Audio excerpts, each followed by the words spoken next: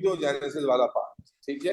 Before talking about gametogenesis कुछ basic concept बेटा याद करना जरूरी है, जो है क्रोमोसोम्स के बारे में, ठीक है। मेरे बच्चे, आपको अच्छे से मालूम है कि हमारा जो सेल है,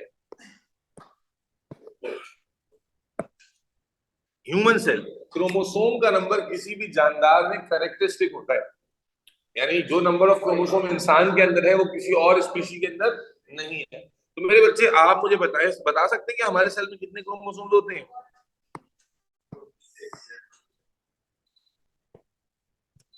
46 क्रोमोसोम्स होते हैं।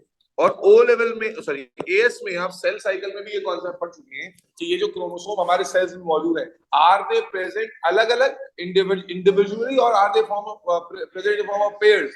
तो डेफिनेटली बेटा समझो, they are present in form of pairs. Actually आपको ये समझना बहुत जरूरी है कि ये क्रोमोसोम 23 बोलो पेयर्स की फॉर्म में मौजूद है, 23 पेयर्स की फॉर्म में मौजूद है। और जिस सेल में सारे क्रोमोसोम पेयर की फॉर्म में हो, ऐसे सेल को क्या कहते हैं? डिप्लॉइड सेल कहते हैं। भाई कॉन्सेप्ट में दोबारा नहीं बताऊंगा, समझना कि ऐसा सेल, ये डिप्लॉइड हैप्लॉइड बहुत कंफ्यूज करता है बच्चों को। ऐसा सेल जिसमें क्रोमोसोम का नंबर कितना है दैट डजंट मैटर, 10 है, 20 है, 50 है, अगर वो सारे क्रोमोसोम दो दो के पेयर में है, we call that cell diploid cell. अगर तीन तीन के पेयर में हो तो ट्रिप्लॉइड सेल, अकेले अकेले हो तो हैप्लॉइड सेल। ये बच्चों को बहुत ही मुश्किल लगता है ये कॉन्सेप्ट, हालांकि इतना मुश्किल है नहीं। डिप्लॉइड सेल का मुराद, वो असल में पढ़ा हमने इस तरह से होता है कि 46 और 46 का हाफ 23। आप अगर इससे इस तरह से पढ़े कि एक स्टैंडर्ड सेल में जो क्रोमोसोम का नंबर होता है, वो क्रोमोसोम अलग अलग नहीं मौजूद होते, बल्कि they are present in form of pairs. और जिस सेल के अंदर क्रोमोसोम पेयर फॉर्म में हो, ऐसे सेल को डिप्लॉइड सेल कहते हैं।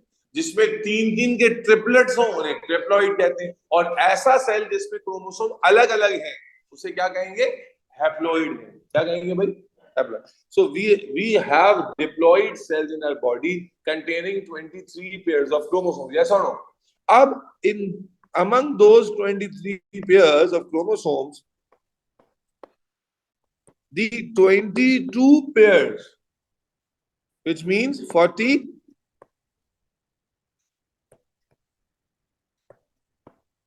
44 chromosomes are called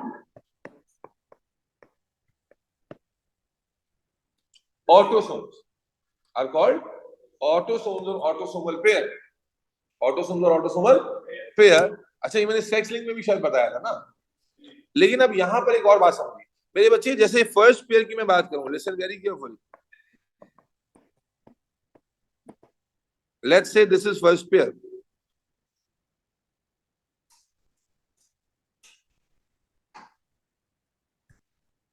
First, each pair contains morphologically exactly same chromosomes.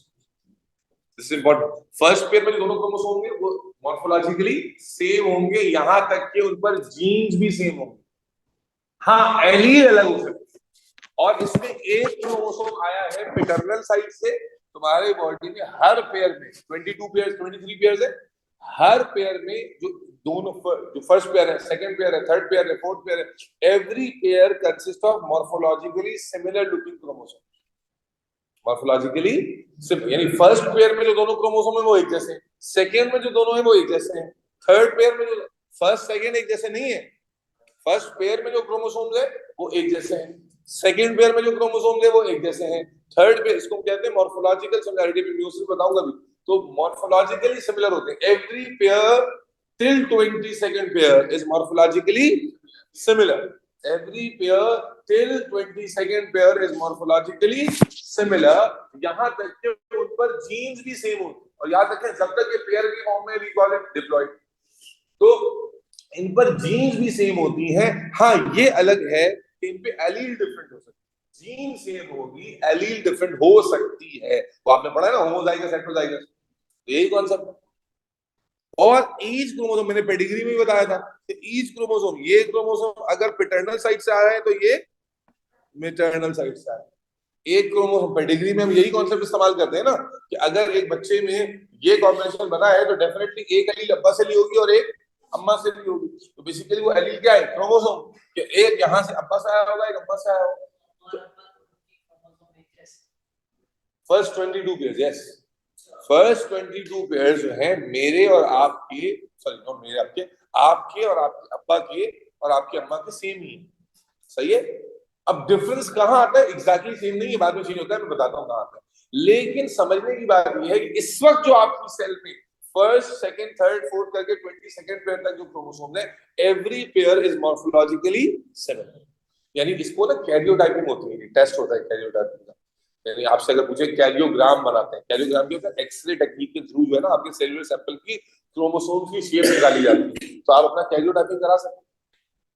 तो उसमें आपको वो जैसे एक्सरे की इमेज मिलती है ना, वैसे ही आपको पेपर देगा, उसमें इमेज होगी, तो असल में वो आपके क्रोमोसोम्स की इमेज होगी। तो आप देखोगे कि पेयर पेयर करके इमेजेस दी होंगी, और एक पेयर में जो दो क्रोमोसोम होंगे वो ऑलमोस्ट सेम ही लगेंगे, सही है। तो नंबर 1 ऑर्थोसोम्स है, जो पेयर्स हैं, फर्स्ट 22 पेयर्स, और हर पेयर में जो दो क्रोमोसोम है they are almost same, morphologically same. समझ आ गई। हाउएवर जो हमारा 23rd पेयर होता है, ये बात हम ऑलरेडी जानते हैं,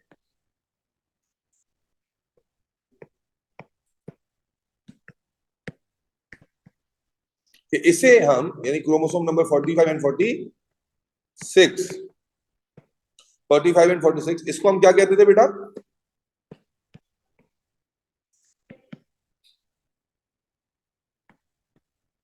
और क्यों कहते थे सेक्स क्रोमोसोम, क्योंकि इसके ऊपर बॉडी फंक्शंस वाली जीन्स के अलावा सेक्स डिटरमाइनिंग जीन्स भी मौजूद होती हैं। और ये वो वाहिद पेयर है जो कि सबसे छोटा होता है compare to all the autosomes, size में छोटा होता है।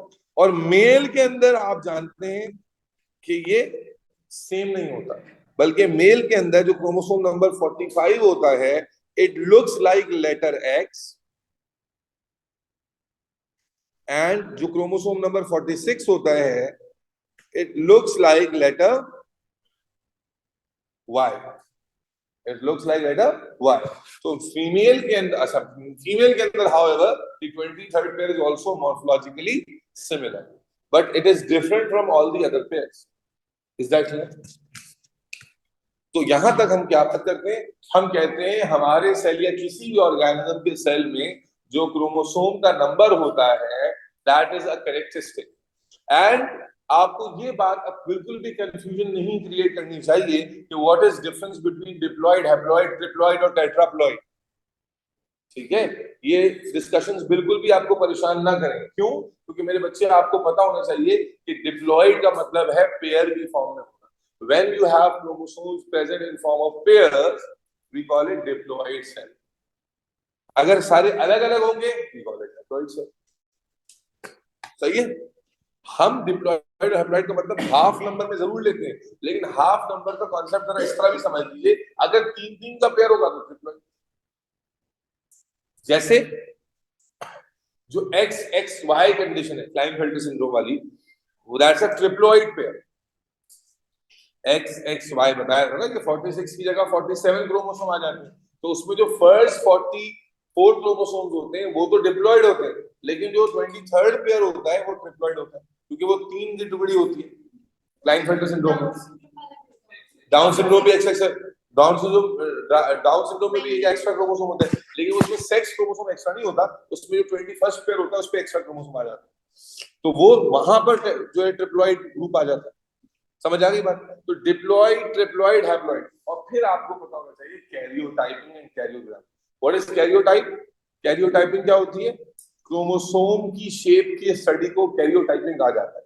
Study of chromosomal shapes, morphology of chromosome, morphology of chromosome की स्टडी को आप कैरियोटाइपिंग कहते हैं। And karyogram is the images, is the image, X-ray image, karyogram is the X-ray image of chromosomes. Karyotyping is the study of, बोलो भाई, karyotyping is the study of morphology of chromosomes. KARYO. Karyotyping is the study of morphology of chromosomes, and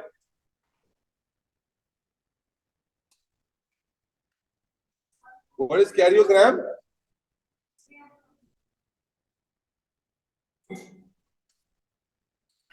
x ray image of chromosome. ठीक है, अब मेरे बच्चे आप अच्छे से जानते हो कि हम अब पढ़ने जा रहे हैं इस चैप्टर में सेल डिवीजन का वो पार्ट जो आपने एएस में नहीं पढ़ा, ओ लेवल में भी से नहीं पढ़ा, और अभी भी बहुत डिटेल में तो नहीं है बात है। अब हम इस चीज को लिंक करेंगे अपने अगले टॉपिक से जो है सेल डिवीजन, और particularly which type of cell division, meiosis. अब जरा वर्बली रिवीजन करते हैं। आपने पढ़ा था कि सेल के डिवाइड होने के, नॉर्मली डिवाइड होने के दो तरीके होते हैं, माइटोसिस एंड मियोसिस। तो माइटोसिस और मियोसिस का कंपैरिजन आपने एएस में भी पढ़ा था, ओ लेवल में भी पढ़ा था, तो जरा वर्बली इसको रिकॉल कर लेते हैं। चाहे तो कोई बात चाहे लिखना चाहे तो बाद में लिख भी दीजिएगा। हम डायरेक्ट जो मियोसिस का प्रोसेस है उसको पढ़ें। तो बेटा माइटोसिस मियोसिस का बेसिक कंपैरिजन क्या होता है? माइटोसिस वो सेल डिवीजन होती है जिसमें पेरेंट सेल जब डिवाइड होता है तो दो डॉटर सेल्स बनाते हैं। Mitosis is a cell division in which a single parent cell divides to form two daughter cells. However, meiosis is a reduction division where a single parent cell divides to form four daughter cells. There is no change in the chromosome number during mitosis. However, chromosome number reduces to half in meiosis. There's the daughter cells are the identical copies of their parent cell. However, in meiosis, the daughter cells are non-identical copies of their parent cells. There is no genetic crossing over during mitosis. Mitosis में कोई genetic recombinations नहीं होते, जबकि meiosis में हम देखेंगे कि genetic crossing overs होते हैं, recombinations होते हैं। चूंकि genetic recombination होते हैं meiosis में, तो meiosis is the process that accounts for evolution. Meiosis is the process that accounts for evolution of a species. However, mitosis cannot result in evolution because there will be no change. सही है? Mitosis is a relatively simple and easy process. Therefore, जो plants हैं जिनमें growth का हमें ज्यादा चाहिए, हमें production ज्यादा चाहिए, वहां पर हम mitosis पर बहुत ज्यादा rely करते हैं. However, meiosis is a very slow process. Mitosis में चूंकि genetic छेड़छाड़ नहीं होती, इसलिए chances of mutation कम होते हैं. But meiosis में naturally genetic recombinations होते हैं, तो those recombinations can also go wrong. इसीलिए there are high chances of mutations during meiosis. Mitosis occurs in all the body cells, and meiosis only occurs in the cells of gonads. Gamete तो cell का नाम है, gamete में कहाँ meiosis होती है? They all, हाँ, germ cells बोलेंगे, ठीक हो जाए। meiosis only occurs in germ cells. So a very basic comparison. Let me say this again. क्या कहा मैंने? Mitosis is a cell division in which a parent cell divides to form two daughter cells. Meiosis is a cell division in which a single parent cell divides to form four daughter cells. In mitosis, जो daughter cells form होते हैं, they are the identical copies of their parent cell. And in meiosis, the daughter cells which are formed, they are non-identical copies of their parent cell. Mitosis में chromosome numbers remain same in the daughter cell, and meiosis में the chromosome number reduces to half. Mitosis is a simple and easy process, while meiosis is a complicated, long process. Mitosis, there is no genetic recombination during mitosis. However, there is genetic recombination which occurs during meiosis. ठीक है? ये आपको मैं बचपन से पढ़ाता आ रहा हूँ। फिर माइटोसिस के अंदर बिकॉज जेनेटिक रिकॉम्बिनेशन नहीं होता, तो very less chances of few chances of mutations. However, there are high chances of meiotic errors during meiosis. Mutation की chances ज्यादा होती हैं. Meiosis, because of genetic recombination, is responsible for the evolution of the species. However, mitosis is not responsible, does not contribute to evolution of a species. Mitosis, because rapid है, it is very important process. It contributes a lot in repair, growth, and meeting the food demands, especially with respect to plant. However, meiosis is a very slow process. It cannot meet the repair mechanism, or cannot meet the demand of the food supply. Then, mitosis only occurs in the body cells or somatic cells. However, meiosis occurs only in germ cells. Is that clear? तो ये comparison A2 में भी आ जाता है. A2 में भी comparison आ जाता है. आप चाहें तो अपने बुलेट्स खाली लिख लीजिए अपने रिवीजन के लिए, क्योंकि बुक में आपको नहीं मिलेगा ये कंपैरिजन. AS में है, A2 के अंदर ये कंपैरिजन नहीं. अब ये करने के बाद हेडिंग बना सकते हैं आप, प्रोसेस ऑफ मियोसिस।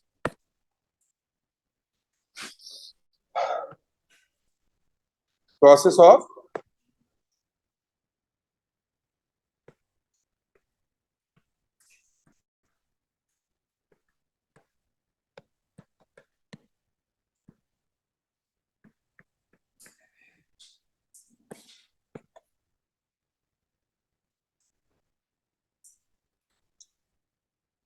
अच्छा भाई, अगर माइटोसिस याद हो आपको तो शायद मियोसिस भी कम से कम फेज, प्रोसेस तो हम कल पढ़ पाएंगे, लेकिन अभी इसका पूरी स्टेजिंग बता देता हूँ।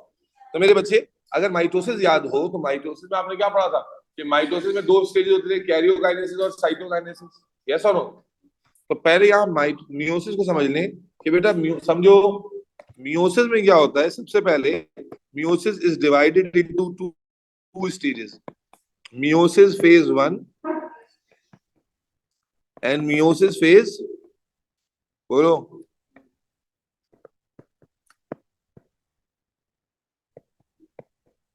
phase 2. Meiosis phase 1 is also called as reduction phase, and this is called as mitotic phase. ठीक है? This is called as mitotic phase. So if we particularly talk about reduction phase now,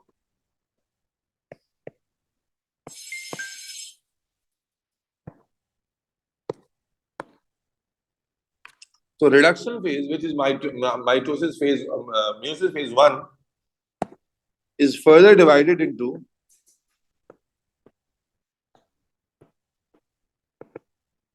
karyokinesis 1 and cytokinesis 1.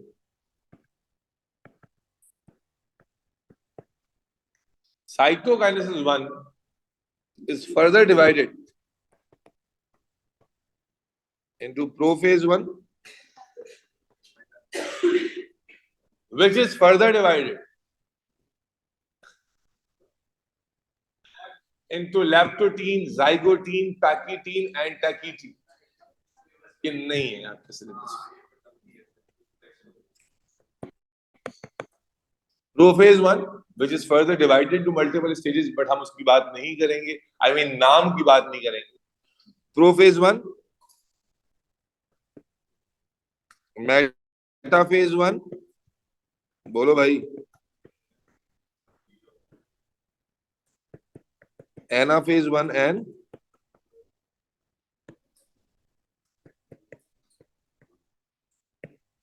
Then, अब समझो reduction phase start हुआ, sorry क्या कह रहे हो, after the, yes yes लिखा ना मैंने। सो रिडक्शन फेज शुरू होगा which is mitosis, meiosis phase 1, उसमें कैरियोकाइनेसिस 1 से कहानी शुरू होगी, prophase 1, metaphase 1, anaphase 1, telophase 1, then cytokinesis 1. After when cytokinesis 1 ends, then the second phase begins, which is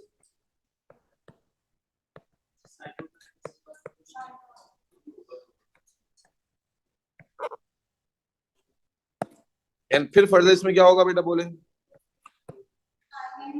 karyokinesis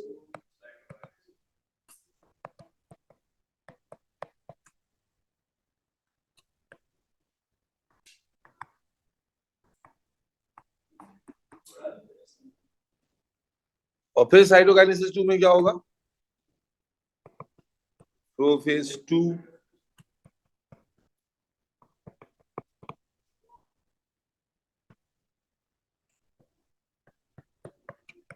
metaphase 2,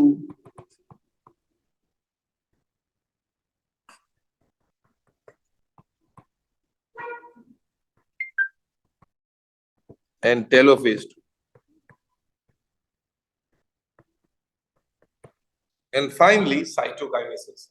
And when this process occurs, अगर मैं diagrammatically इसको समझाऊं, so let's say initially we have a parent cell, a diploid parent cell, ठीक है?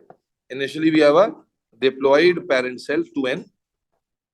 So how the meiosis happens is that after first division,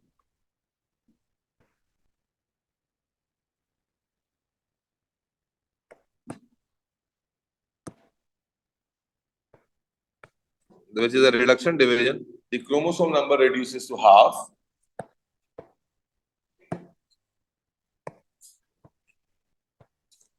And then each cell actually undergoes mitosis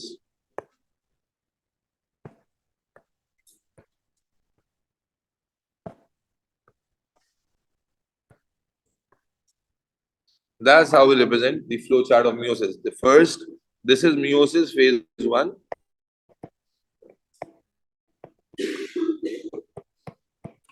And this is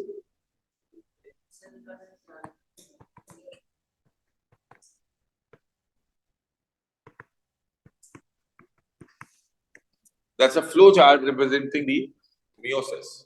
It starts with a diploid parent cell, and in the reduction phase, which is the first phase, the parent cell, the number of chromosomes in the parent cell reduces to half. That is why we call it reduction. And then each cell undergoes mitosis to form further cells. So the net आपको नजर आएगा, वो net क्या है? We initially had only one cell, and now we have got 4 cells. And that is what we said in the beginning, that meiosis is a cell division in which a single parent cell divides to form 4 daughter cells.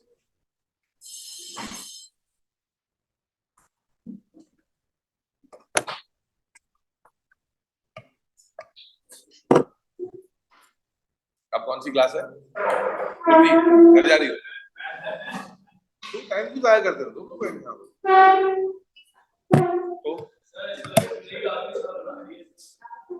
And meiosis में जिस phase को हम शुरू करने जा रहे हैं, this is बेटा रिडक्शन फेज.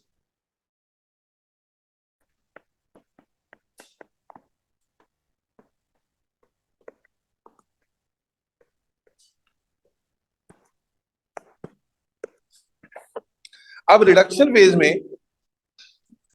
फेज में क्या कहानी है जरा समझिएगा.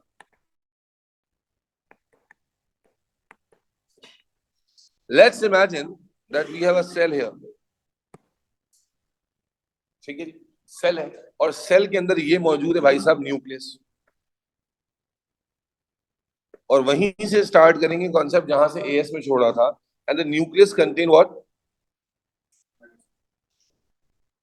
And right now the difference is कि जिस सेल की इस वक्त हम बात कर रहे हैं, this cell is of a cell in your gonad. This is the cell of ovary और this is the cell of sperm. तो खुद सेल है बे. This is the cell of testicle. ये जो प्रोसेस है ये टेस्टिकल में या ओवरी में हो रहा है. ठीक है जी. तो again before the division starts, interphase is going on, and in interphase we can not see chromosomes. We all know that chromosomes are present in decondensed form in a network or in a noodle-like structure, and that noodle-like structure is called chromatin material. ठीक है. In addition to that chromatin material, we also know that we have got nucleolus and nuclear membrane. Obviously, आप देख पा रहे हो.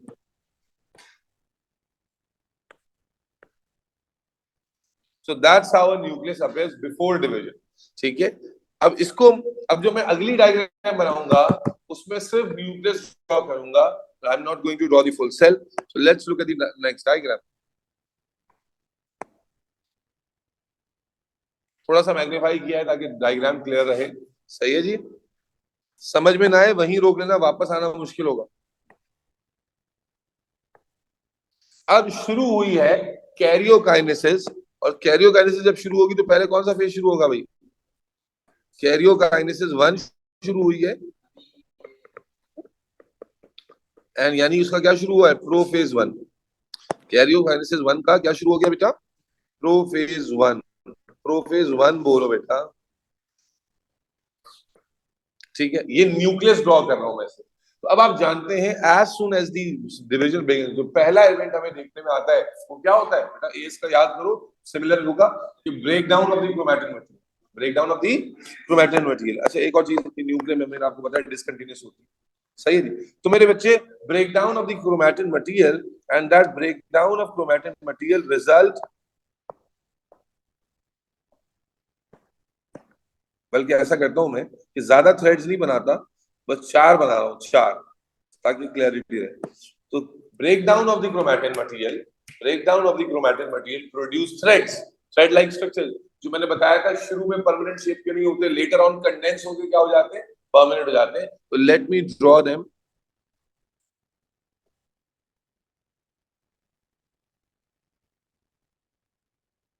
ये 4 threads मैंने बनाए, ऑब्वियसली 4 नहीं होंगी, देयर विल बी 46 थ्रेड्स, लेकिन अभी के लिए जस्ट इमेजिन कि 4। सही है जी। And right now we do not name them, वैसे इनका नाम क्रोमोनीमा कहलाता है, बट अभी के लिए हमारे सिलेबस में तो ये नाम है नहीं, इसलिए अभी के लिए बस ये थ्रेड्स हैं। तो क्या हुआ, chromatin network, chromatin material break down हुआ, एंड ब्रेक डाउन की वजह से जो थ्रेड्स थी, fine threads, they are now separated and they are barely visible। ये सारे वही कॉन्सेप्ट है जो माइटोसिस में चल रहे थे। नाउ अब डायग्राम कॉपी कर लेते हैं इसको, प्रोफेज ही चल रहा है बेटा।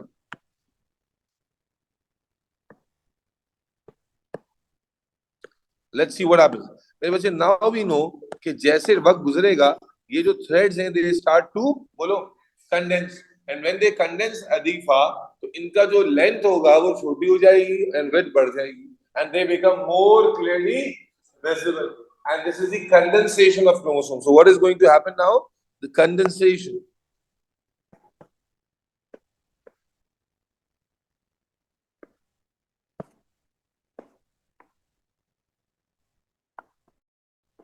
Condensation, and that results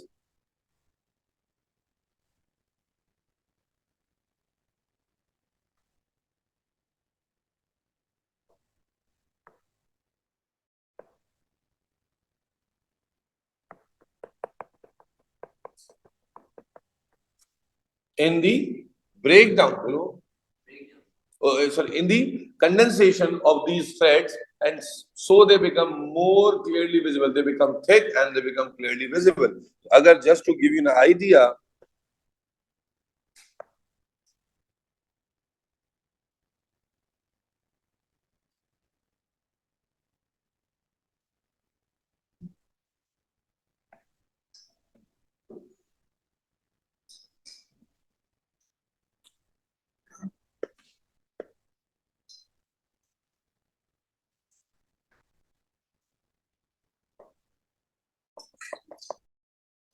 diagram जो होती है ना वो बहुत कमाल का कॉन्सेप्ट लेती है, और आप देख पा रहे हैं कि A2 is all about diagram.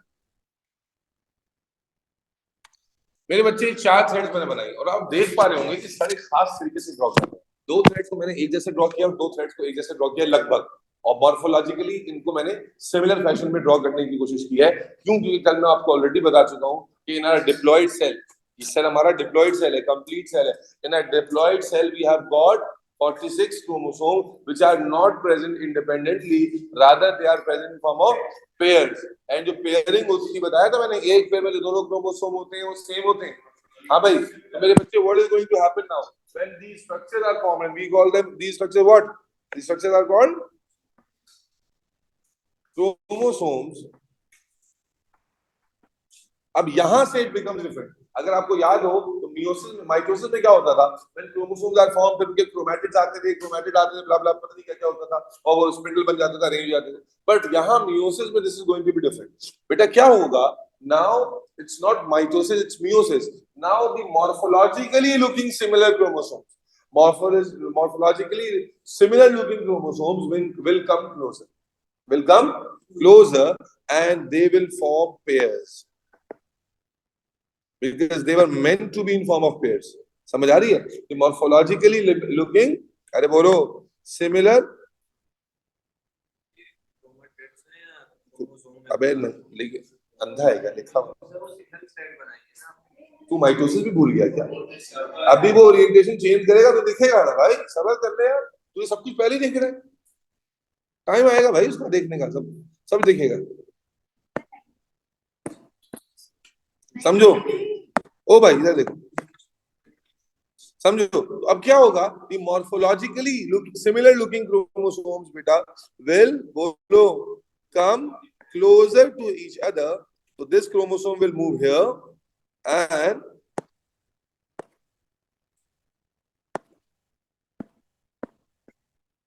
the other chromosome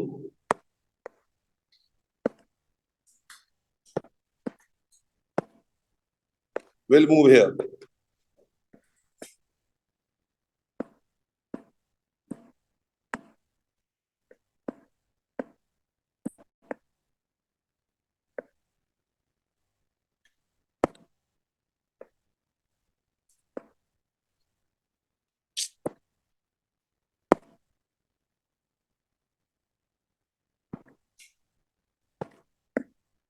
कुछ इस तरह से, and the chromosomes will come really really close to each other. कौन से क्रोमोसोम्स? मॉर्फोलॉजिकली बोलो यार, क्योंकि हर पेयर का अंदाजा हमें ऐसे ही होता है। मैंने पहले भी बताया था कि हमारे पास जो क्रोमोसोम है उसमें एक पेयर में जो क्रोमोसोम मौजूद है वो ऑलमोस्ट सेम है, and that's what is happening. मेरे बच्चे, ये जो पेयरिंग हुई ना, इस पेयर को हम कहते हैं होमोलोगस पेयर। क्या कहते हैं? Homologous pair. होमोलोगस पेयर्स लिखते जाऊंगा।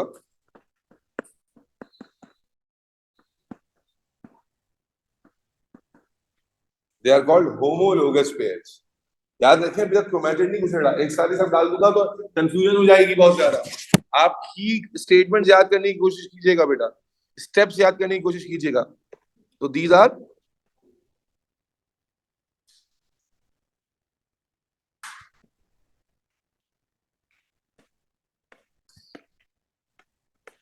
also called as bivalent. Also called as bivalent. Bivalent का मतलब, बायवेलेंट का मतलब दो का पेयर। सही है जी, बायवेलेंट। अब जब ये होमोलोगस पेयरिंग हो गई, नाउ ओरिएंटेशन हमें चेंज हो गई, और अब आपको पता है each chromosome is made up of 2 chromatids. अब जरा नेक्स्ट डायग्राम देखेंगे तो मजा आएगा।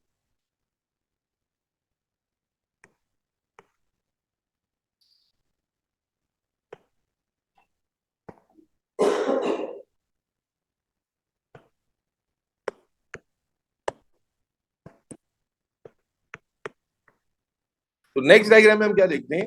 That each chromosome changes the angle and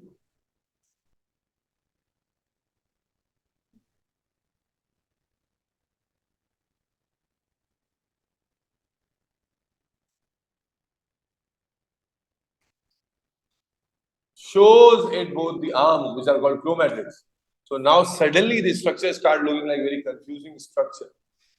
लेकिन I think that should not be confusing you because आपके पास पहले से कॉन्सेप्ट तो मौजूद है ना भाई।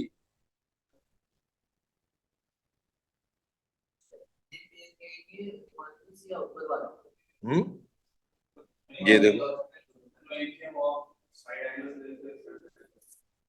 ये एक होमोलोगस पेयर आ गया, और ऐसे कितने होमोलोगस पेयर होंगे हमारे पास?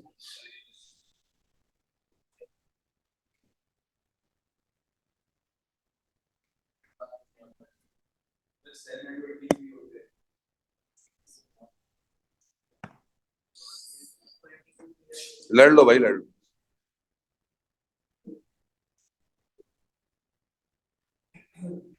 अगर आप इस पेयर को गौर से देख पा रहे हैं, अगर आप इस पेयर को गौर से देख पा रहे हैं तो अब आपको इसमें 4 क्रोमैटिड्स दिख रहे हैं। सुनो, 4 क्रोमैटिड्स दिख रहे हैं, यस और नो? यानी ये स्ट्रक्चर, क्रोमोसोम इसमें 2 ही हैं, बट इसमें 4 क्या है? क्रोमैटिड्स। मेरे बच्चे, इस स्ट्रक्चर को हम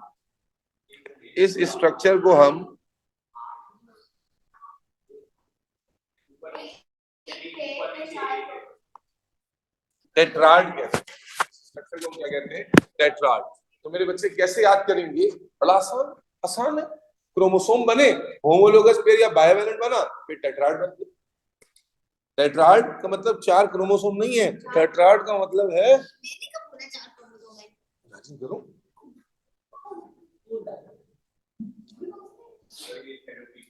ठीक है जी। तो टेट्राड ये होमोलोगस पेयर था बेटा, स्टेप बाय स्टेप बता रहा हूं। होमोलोगस जो पेयर था मेरे भाई, उस होमोलोगस पेयर में आपने क्या देखा कि क्रोमोसोम ने अपना फुल फ्लैश फॉर्म शो किया, एंड इस क्रोमोसोम वो जो है वो उसमें दो क्रोमैटिड्स होते हैं, तो दोनों के दो दो क्रोमैटिड्स अब नाउ आर क्लियरली विजिबल। क्या पप्पू लग रहा है यार, वाह, ठीक है, विजिबल है।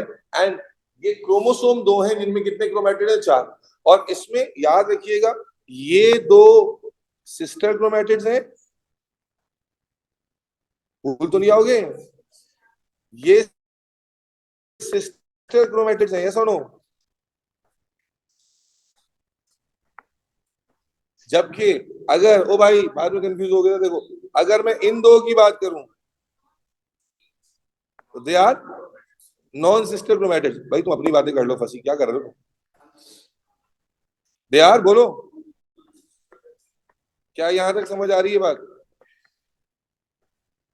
तो एक टेट्राड में we have got sister and non sister chromatids. भाई सिस्टर क्रोमैटिड्स क्या होते थे? एक क्रोमोसोम के जो क्रोमैटिड होते थे we call them sister chromatids. भाई एक क्रोमोसोम, मैं हाईलाइट कर देता हूँ, एक क्रोमोसोम की, ये दोनों क्रोमैटिड एक क्रोमोसोम के है ना, इधर देख लो भाई, ये दोनों क्रोमोसोम एक क्रोमैटिड के, दे आर सिस्टर क्रोमैटिड्स। लेकिन अगर इन दोनों की बात करेंगे वजदान, तो they belong to two different chromosomes and therefore we call them non sister chromatids. Is that clear? अब आप एक चीज देख रहे होंगे क्लियरली कि ये जो मैंने क्रोमैटिड्स बनाए हैं, they are attached at points. The non sister chromatids are attached. बेटा these points of attachment, these points of attachment are called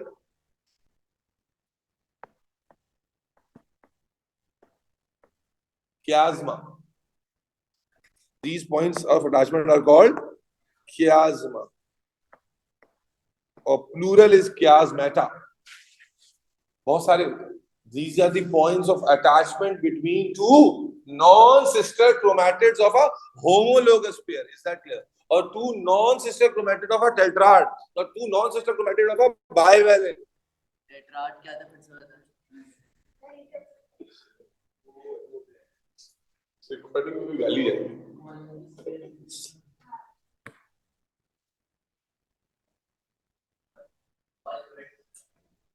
क्या कहा भाई? हमने कहा this was a cell initially,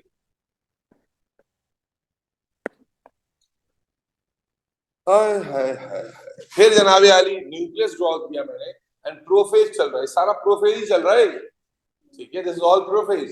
so prophase चल रहा है initially, the chromatin network breaks up to form fine threads which were barely visible, which undergo condensation to become a permanent structure chromosome. Now morphologically looking similar looking chromosomes are arranged close to each other to form homologous pair or a bivalent, and then the chromosomes becomes clearly visible and showing their chromatids. Now the structure of homologous pair looks like a structure of four threads. We call it tetrad. And the two non-sister chromatids are attached at different points to each other, and those connections, those points are called chiasma.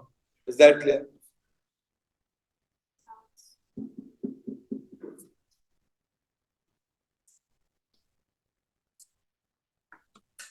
आगे चलते, क्या रुकूं? अबे कर लियो भाई, अभी समझ कर, यही हो गए। अब मेरे बच्चे सबसे मियोसिस का सबसे इंपॉर्टेंट स्टेज आ रहा है, मियोसिस का सबसे इंपॉर्टेंट स्टेज आने लगा है मेरे बच्चे, जिसकी वजह से मियोसिस मियोसिस है।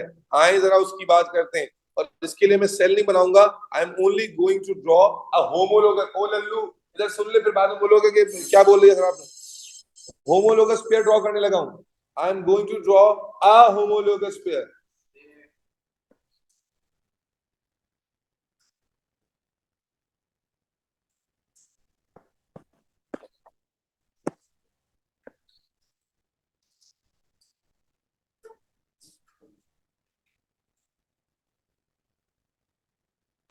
अब मैं इसका कलर चेंज कर रहा हूं किसी वजह से,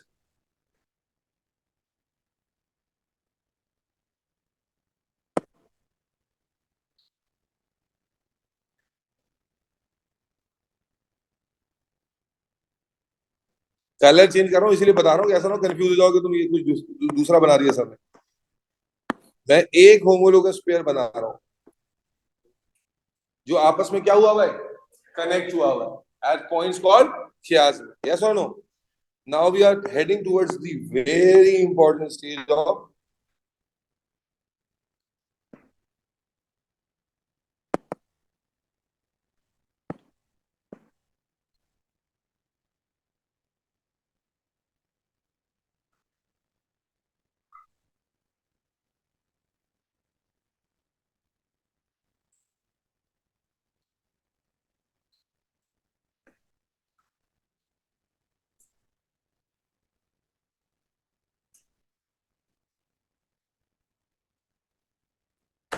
ये एक क्रोमोसोम है और ये भाई साहब दूसरा क्रोमोसोम है।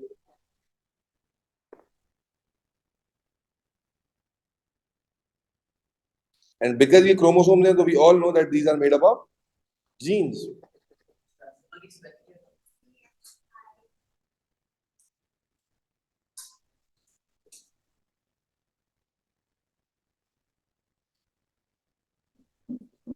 तो बेटा ये है homologous pair of chromosomes. Now listen very carefully.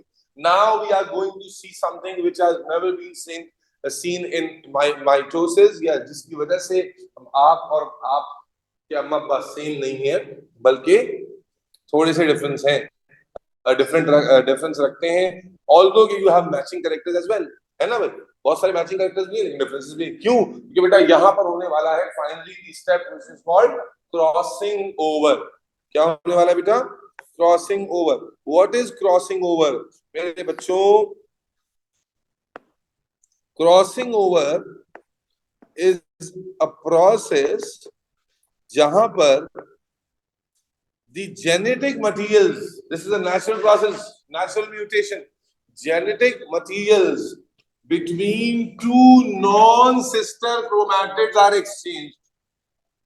Genetic material between two non-sister chromatids are exchanged. और मैंने बताया देखो, हमने डायग्राम में chiasma बहुत थोड़ा सा बनाया, एक्चुअली बड़े क्लोज होते हैं, बहुत सारे कनेक्शन पॉइंट्स होते हैं। तो होता क्या है at the level of plasma, ये मैंने कलर इसलिए किया था कि मैं डायग्राम में बहुत अच्छे से आपको समझा सकूं। इमेजिन करें ये डायग्राम में यहाँ पर कॉपी करके नीचे बनाता हूँ और आपको बेहतरीन समझ आ जाएगा कि क्या हो क्या रहा है। तो this was the chromosome. Now मेरे बच्चे क्या होने वाला है? We are going to see the genetic exchange, and जिस जेनेटिक एक्सचेंज में होगा ये कि the portion of the non-sister chromatids which are connected to each other are going to exchange their genetic data. और जब exchange होगा genetic data तो this results in new combinations. The new combinations will be made. क्या होने वाला है देखो बेटा,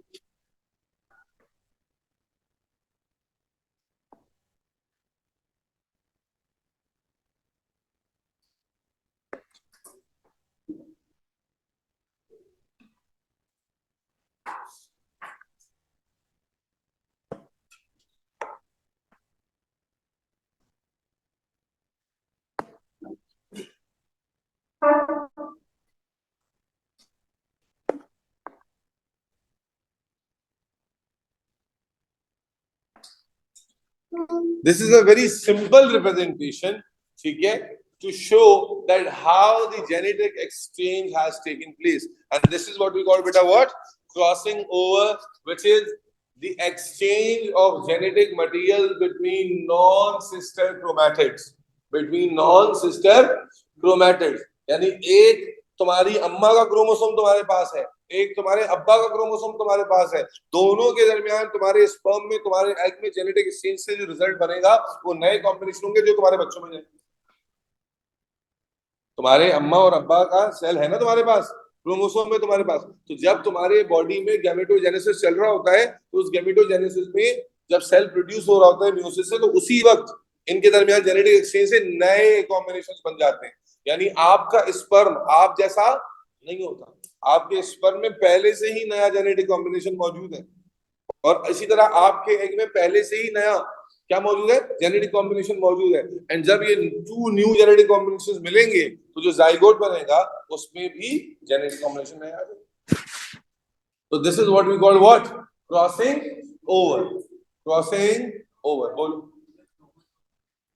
जो आपका होमोलोगस पेयर है ये खुद ही करते हैं, खुद ही कर लेंगे मतलब खुद ही क्रॉसओवर है भाई, मैंने पहले भी कहा है कोई चीज खुद ही नहीं होती। The division is absolutely controlled by genetic genes. It is fully genetic control, although the genes which are involved in these processes are not the part of cell. बोलो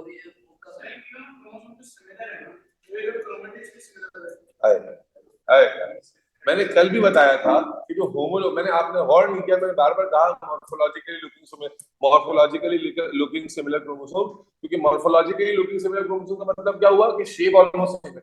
अच्छा, फिर मैंने कल बताया था कि जीन्स भी ऑलमोस्ट सेम होती है, हाँ एलील डिफरेंट हो सकती है। तो अगर एलील डिफरेंट है तो जब दो डिफरेंट एलील्स मिलेंगी तो नया कॉम्बिनेशन आ जाएगा। इट कुड, वो देखो जो दो डिफरेंट एलीज मिलेंगी ना, तो अगर मान लो सेम एलीज है, मान लो दोनों पे सेम एलीज, लेकिन जब क्रॉसिंग ओवर होगा, क्योंकि piece of the DNA is exchange, तो जब एक पीस कट के दूसरी जगह जाता है तो कोडिंग बार दफा चेंज हो जाती है, और इसी को तो म्यूटेशन कहते हैं कि ऑल द वे एक नया कैरेक्टर पैदा हो। तो it is a very complicated process. हम तो सिर्फ इसको देख रहे हैं पीस एक्सचेंज होना, इट्स नॉट दैट सिंपल। लेकिन बहरहाल it is the exchange of DNA, it is the exchange of DNA, it is the exchange of gene between two non-sister chromatids, and whatever the evolution or whatever the adaptation or whatever the change you observe in the generation is due to this crossing over. Is that clear? Prophase चल रहा है यार, क्या नींद में हो गया ये? जब ये आ गया टेट्राड बन गया, अब टेट्राड बनने का क्रॉसिंग ओवर होगा। अभी चल रहा था ना ये, क्या पूछो, क्या पूछना चाह रहे हो? अब बोलो बोलो बोलो, यहाँ टेट्राड तक को नहीं पहुंचे तो ये पहुंच गया। इसके नीचे क्या नाम है आपका, वो क्रॉसिंग ओवर है, तो क्रॉसिंग ओवर क्या मेल फीमेल का होता है? आपके अपने तुम्हारे जो टेस्टिकल्स है ना, उनमें ये हो रहा है ऑलरेडी। एक ऐसा एक बड़ा मसला होता है कि हमें लग रहा है कि मेटिंग करा रहे हैं, भाई मेटिंग नहीं है ये। अभी तो मैंने बताया कि आपके स्पर्म जो प्रोड्यूस कर रहे हैं, हाँ आपके स्पर्म ऑलरेडी आपसे अलग है। अक्सर में पता है गलती ये है कि ओ लेवल या पीछे बेसिक्स है ना, आपको लगता है कि शायद जब वो मेटिंग होती है ना, वो म्यूसिस है। वो मेटिंग म्यूसिस थोड़ी है, मेटिंग तो कॉम्बिनेशन का नाम है, फर्टिलाइजेशन मेल और फीमेल लाइक के फ्यूज होने का नाम है। ये समझ पा रहे हो फसी, ये प्रोसेस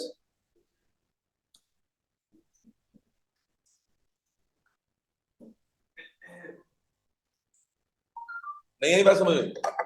फीमेल या मेल में जो एग और ओवम बन रहा है, स्पर्म और ओवम बन रहा है, वो ऑलरेडी इस प्रोसेस से गुजर के ही बन रहा है भाई साहब। जब भी तो तुम्हारे स्पर्म हैप्लॉइड होते हैं ना। ठीक है जी। अब मेरे बच्चों लिसन, लिसन बेटा लिसन। तो अब मेरे बच्चे क्रॉसिंग ओवर हो गया। अब जब क्रॉसिंग ओवर हो गया तो मैं इसी सेल को कॉपी करूंगा,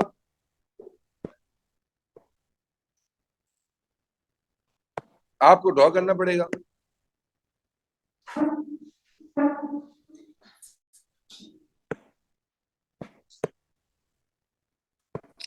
क्या हम जानते हैं, बोलो, क्या हमें मालूम है कि जब ये सब कुछ हो रहा होता है तो सेंट्रियोल्स जो है वो रेप्लिकेट होकर वो पूरा जो कॉन्सेप्ट है स्पिंडल का वो बन रहा होता है, यस और नो? तो मेरे बच्चे मीनवाइल जब ये सब कुछ हो रहा होता है तो आप जानते हो कि जो न्यूक्लियर मेम्ब्रेन है वो क्या हो जाती है?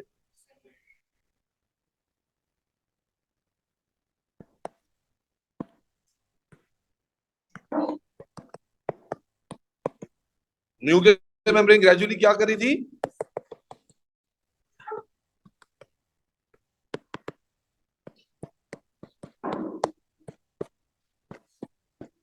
न्यूक्लियर मेम्ब्रेन ग्रेजुअली डिसइंटीग्रेट करी थी, and by this point nuclear membrane completely क्या हो चुकी होती है?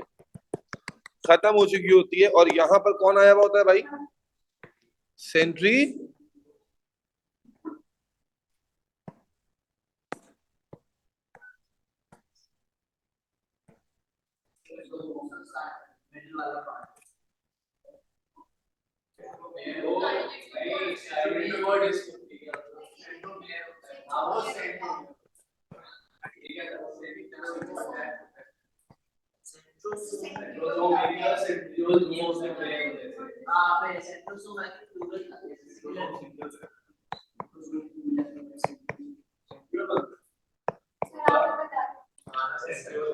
सेंट्रोसोम पेयर को कहते हैं, इंडिविजुअल यूनिट को सेंट्रियोल कहते हैं। इधर समझो ओ भाई, अब ये स्पिंडल वो मैंने स्किप कर लिया, आपको पता है ना, साथ साथ वो बन रहा होगा, चल रहा होगा, स्पिंडल बन गया, सही है जी। और अब स्पिंडल पे देखो, मियोसिस में क्या होता था, स्पिंडल पर अरेंज होते थे क्रोमोसोम। फर्क समझो, मियोसिस माइटोसिस में स्पिंडल पर अरेंज होता था एक एक क्रोमोसोम। अब एक एक क्रोमोसोम अरेंज नहीं होगा, पूरा पूरा बोलो, पूरा पूरा पेयर अरेंज होगा।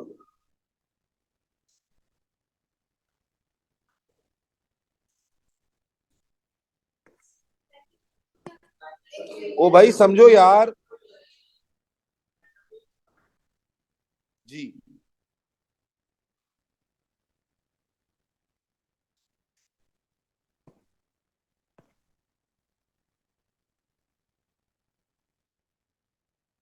ये होमोलोगस पेयर था या सोनो, जिनको मैंने शुरू में अलग अलग कलर से बनाया था, और अब इनके दरमियान क्रॉसिंग ओवर बोलो हो चुकी है, क्यास्मा अभी भी बना हुआ है।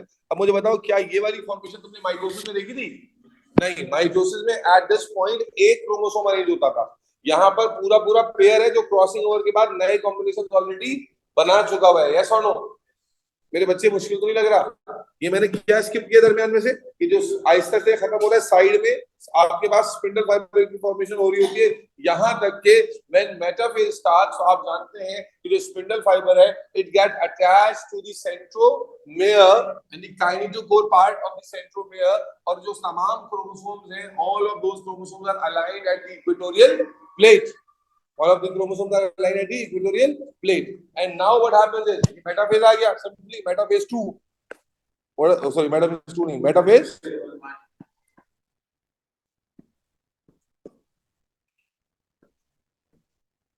मेटाफेज 1. अब मेरे बच्चे, आप क्या जानते हो कि अब क्या होगा? बोलो. पुलिंग एक्शन शुरू होगा, contraction of the spindle fibre, and this contraction of the spindle fibre finally leads to the separation of. देखो अब यहाँ क्या टूटेगा? Homologous pair. वहां क्या होता था? एक क्रोमोसोम क्रोमैटिड में टूट जाता था. वहां माइटोसिस में क्या होता था, अगर याद करो, क्रोमोसोम क्रोमैटिड में ब्रेक डाउन होता था. बट यहाँ क्या होगा? When pulling action begins in this direction, this leads to beta separation of the homologous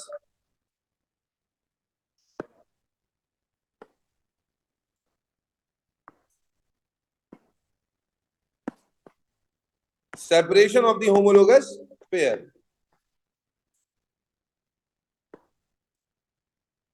और कैसे दिखाएंगे सेपरेशन को? आप कहेंगे भाई साहब स्पिंडल क्या होना शुरू हो गया बेटा? बोले कॉन्ट्रैक्ट होना शुरू हो गया, क्यास्मा टूट गया, crossing over has been done, chiasma has been broken down, and अब एक क्रोमोसोम पूरा ये ऊपर है और एक क्रोमोसोम जो है पूरा नीचे जा रहा है.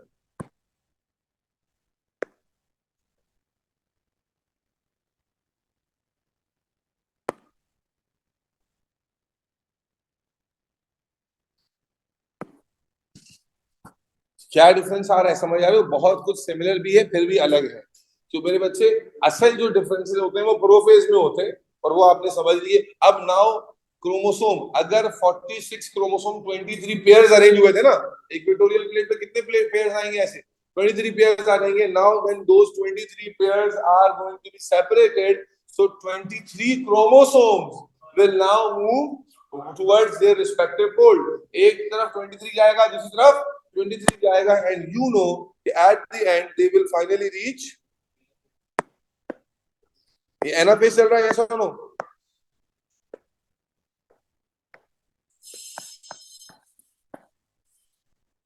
बिल्कुल सिमिलर है माइटोसिस से. और उसके बाद क्या होगा प्रेम चोपड़ा? फाइनली बोलो बेटा, दे विल रीच टू, बोलो यार, ऑपोजिट.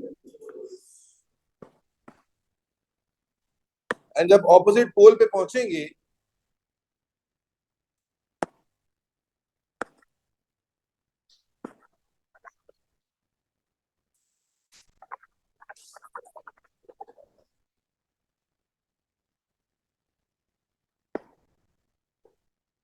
थोड़ा सा जगह बना लेते हैं.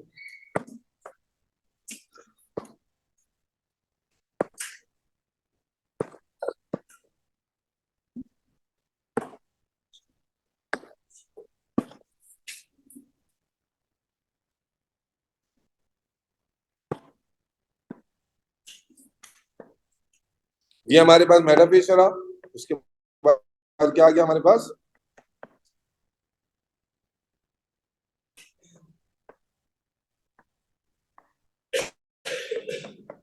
एनाफेज 1 आ गया. एंड देन नाउ अब हम मूव करेंगे सिर्फ बेटा टेलोफेज की तरफ.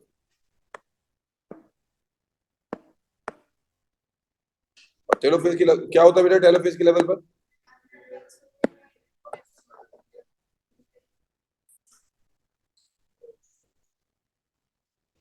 आप क्या देखेंगे?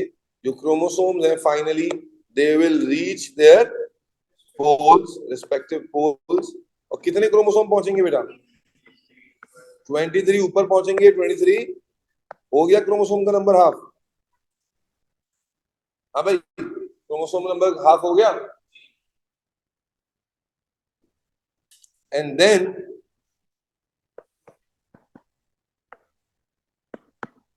आप जानते हैं कि डीकंडेंसेशन हैपेंस, और डीकंडेंसेशन का मतलब क्या होता है बेटा बच्चा?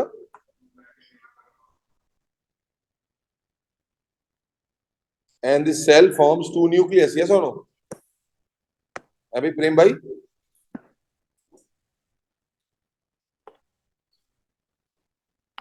so in one cell, हाँ भाई, in one cell you have got the chromatin material, but this time the chromatin material only contains half number of chromosome, yes or no? And are they there in one cell, yes or no? Cell नहीं बनाया था ना मैंने, अब cell draw कर दिया। Are all of them in one cell? Yes.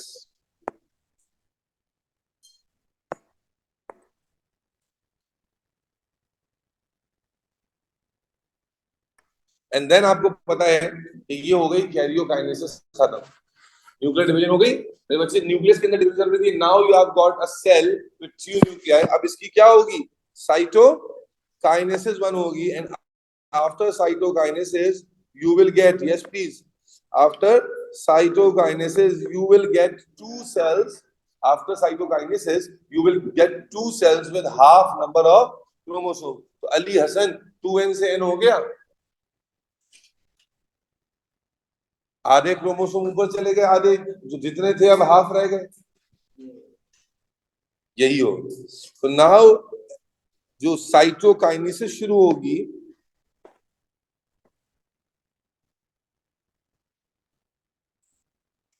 and that finally results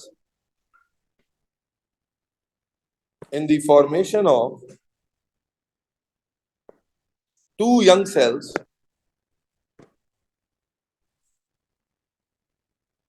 two small cells containing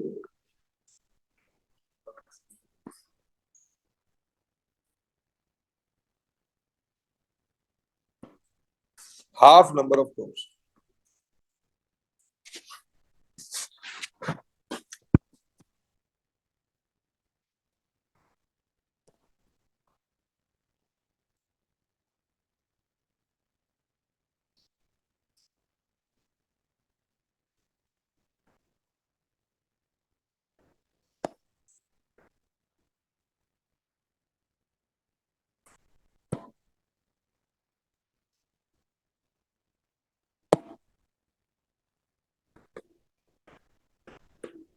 Now each of these cells undergoes mitosis. Each of this cell undergo mitosis and divides to form further two cells. Interface नहीं आएगा, बल्कि क्या होगा, अब इस cell की continuous division चलेगी, और अब इस सेल में, हर सेल में, दोनों सेल में क्या हो जाएगी? माइटोसिस। माइटोसिस की वजह से हमें पता है क्या होता है कि एक सेल से दो सेल बनते हैं। तो ये जो सेल है ये दो सेल में डिवाइड होगा, वो सेल भी दो सेल में डिवाइड होगा, and that's how four cells are formed. Ji,